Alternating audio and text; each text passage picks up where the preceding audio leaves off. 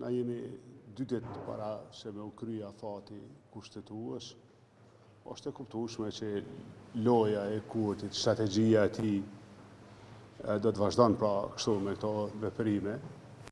Për shembull, një kryetar qeverie që do ta kishte interes me zgjedh presidentin, këtë që thot sot, ka mujtë me thonë ditën e parë. Ju kam treguar disa herë, kjo është një lojë realisht, lojë me Kosovë, tallje me qytetarët.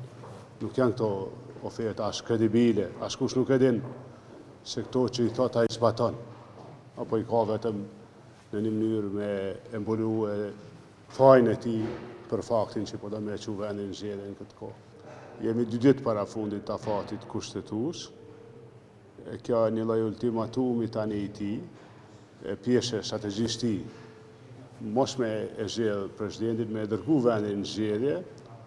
Një kryeminist serioz, një kryetar partie i shumicës serioz, këtë ide do ta kishte dhënë ditën e parë. Pra nuk kishte shku duke nxjerrë xhavahir, si po sjellët kështu nuk është në rregull, nuk është as serioze, askush se merr seriozisht që po hotaj.